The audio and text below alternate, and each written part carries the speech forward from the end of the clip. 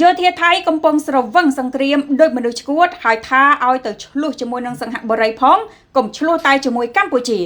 នេះគឺជាការលើកឡើងរបស់អ្នកកាសែតជើងចាស់ថៃលោកប្រាវិតរោចាណាព្រឹកដែលបានរៀបរាប់ដោយមិនខ្វល់អំពីការរិះគន់ពីក្រមជ្រុលនិយមថៃនោះឡើយបងប្អូនសំណេរទាំងស្រុងគឺត្រូវបានបង្ហោះតាមរយៈគណនី Facebook របស់លោកពូឯកឧត្តមខៀវកញ្ញរិទ្ធនាងខ្ញុំក៏សូមអានលំអិតទាំងស្រុងជូនទៅកាន់បងប្អូនទាំងអស់គ្នាតែម្ដងនេះហើយគឺជាសភាពនៃសង្គមថៃនៅពេលដែលកំពុងស្រវឹងសង្គ្រាមកាលខ្ញុំនៅក្មេងរៀននៅសាលាក្នុងទីក្រុងបាងកកយើងត្រូវបានគេបង្រៀនថាភូមាបានវាយប្រហារក្រុងអយុធ្យាហើយថែមទាំងដុតបំផ្លាញវត្តអារាមព្រះពុទ្ធសាសនាថែមទៀតផងកាលនោះខ្ញុំមិនអាចស្រមៃបានទេថាហេតុអ្វីបានជាពួកគេធ្វើបែបនោះហើយខ្ញុំតែងតែឆ្ងល់ថា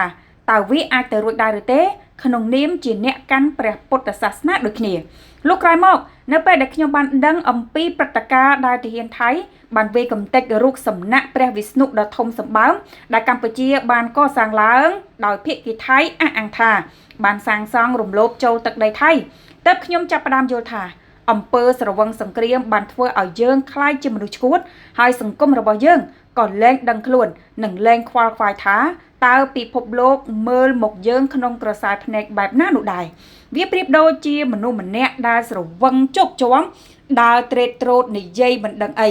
ដោយលើកលេសផ្សេងជុំវិញទៅនឹងការកំទេចរូបសំណាកនិមិត្តសាសនានោះព្រោះមិនថាជារូបសំណាកចាស់ឬថ្មីឆ្លងកាត់ពិធីប្រសិទ្ធិរួចឬនៅឬបានចុះបញ្ជីឬអត់នោះទេការប្រើគ្រឿងចក្រធុនធ្ងន់ទៅវាយកំទេចបែបនោះគឺជៀសមិនផុតពីការធ្វើឲ្យប៉ះពាល់ដល់អារម្មណ៍របស់ប្រជាជនឥណ្ឌានិងអ្នកដែលគោរពសាសនាហិណ្ឌូនោះឡើយឧទាហរណ៍ប្រសិនបើមានប្រទេសណាមួយប្រើវិធីសាស្ត្របែបស្រដៀងគ្នានេះដើម្បីទៅផ្ដួលរំលំរូបសំណាកព្រះពុទ្ធដ៏ធំនៅបរទេសហើយលើកលេសដូចគ្នាថារូបសំណាកនោះមិនទាន់ប្រសិទ្ធិមិនមែនជាវត្ថុបុរាណឬមិនទាន់ចុះបញ្ជីនោះអ្នកកាន់សាសនាព្រះពុទ្ធសាសនាថៃប្រកាសជាដុតនោះអ្នកកាន់ព្រះពុទ្ធសាសនាថៃប្រកាសជាផ្ទុះកំហឹងជាមិនខានអ្វីដែលសំខាន់បំផុតនោះគឺនិមិត្តរូបដែលត្រូវបានគេប្រមាថសម្បីតែពេលដែលជនជាតិបស្ចិមប្រទេសយករូបសំណាកព្រះពុទ្ធคล้ายទៅដាក់តុបតែងក្នុងហាងស្រាក៏ជនជាតិថៃមួយចំនួនខឹងសម្បាបាត់ទៅហើយទោះបីជារូបទាំងនោះមិនមែនជាវត្ថុបុរាណក៏ដោយគ្រាន់តែមើលរូបភាពទាំងនេះចុះអ្នកនឹងឃើញថាតើប្រព័ន្ធផ្សព្វផ្សាយឥណ្ឌាបានចុះផ្សាយព័ត៌មាននេះទូលំទូលាយកម្រិតណាបញ្ជាក់ខ្ញុំចង់ប្រាប់ទៅក្រុមថៃជ្រុលនិយមថាគួរតែនាំគ្នាទៅតវ៉ាជាមួយនឹងប្រព័ន្ធផ្សព្វផ្សាយរបស់សង្ហបុរីផងទៅបើអ្នកឯងពូកែខាងបង្កើតសត្រូវជាមួយនឹងប្រទេសជិតខាងម្លឹងនោះបង្កើតសត្រូវម្នាក់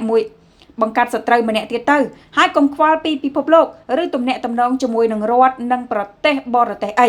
កាលពីម្សិលមិញកាសែត The Straits Times ដែលជាកាសែតរដ្ឋរបស់សង្ហបុរីបានចុះផ្សាយចំណងជើងថាបន្ទាប់ពីឆែកមើលលើ Google Map រូបសំណាកដែលត្រូវបានរូបសំណាកដែលគេវាយកំទេចចោលនោះគឺស្ថិតនៅចម្ងាយ400 គីឡូម៉ែត្រ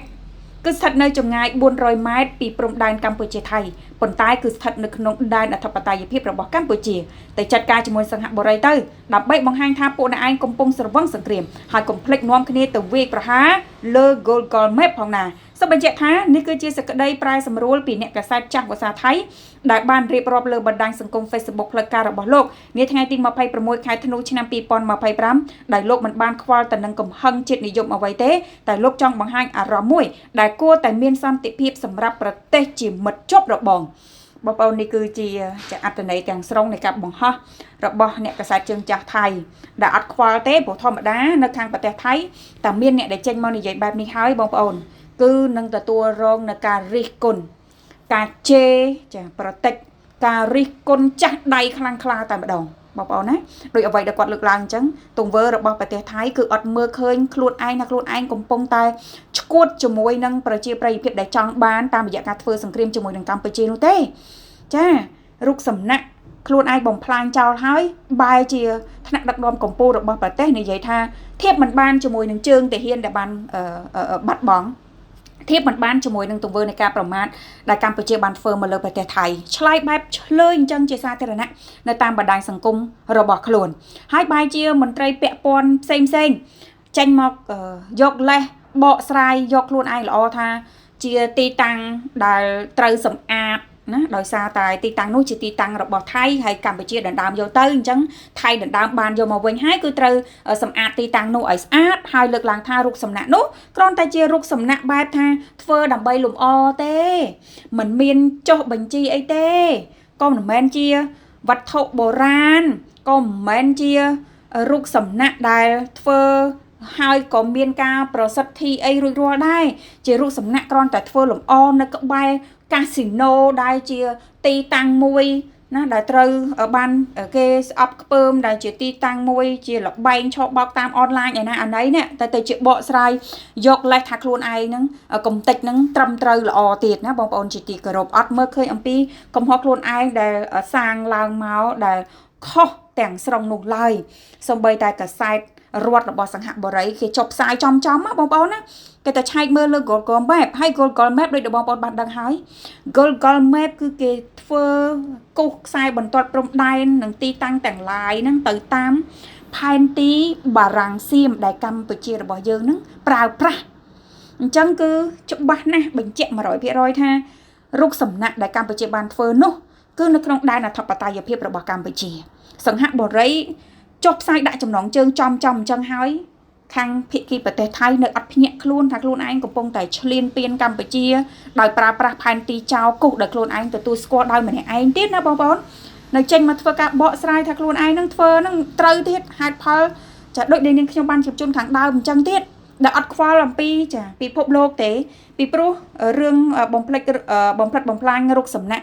ចាព្រះវិស្ណុនេះគឺប្រទេសឥណ្ឌាដែលជាអ្នកកាន់សាសនាព្រហ្មញ្ញសាសនាហិណ្ឌូនេះ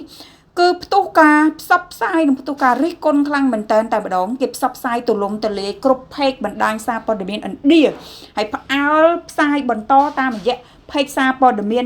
អន្តរជាតិបរទេសជាច្រើនទៀតដែលយកទៅផ្សាយបន្តបន្ទាប់ថាការធ្វើនេះគឺវាអត់ត្រឹមត្រូវវាខុសវាមិនគួរកើតមានហើយថែមទាំងមានការបញ្ជាក់ថា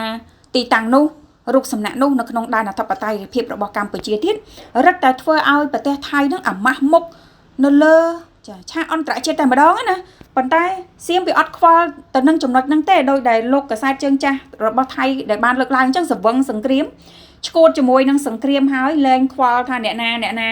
មើលមកខ្លួនថាយ៉ាងម៉េចហើយដឹងតែថាព្យាយាមរកលេសនេះលេសនោះថាខ្លួនឯងត្រូវហើយបន្តធ្វើសកម្មភាពមិនត្រឹមត្រូវមកលើកម្ពុជាជាបន្តទៀតបងប្អូនជាទីគោរពនាងខ្ញុំក៏សូមចាពំនាំនៅសាច់រឿងនេះយកមកជជូនលោកអ្នកត្រឹមប៉ុណ្ណឹងរកការខុសឆ្គងខ្វះខាតលើលោកក៏សូមអភ័យទោសជួបគ្នាជាមួយនឹងលោកអ្នកនៅព័ត៌មានក្រោយៗបងប្អូនកុំភ្លេច Subscribe Channel ចាព័ត៌មានថ្មីពីខ្មែរធូបម្នាក់មួយទាំងអស់គ្នាដើម្បីទទួលបាននៅព័ត៌មានថ្មីជាបន្តទាំងព័ត៌មាននៅក្នុងស្រុកនិងព័ត៌មាននៅក្នុងប្រទេសថៃផងដែរ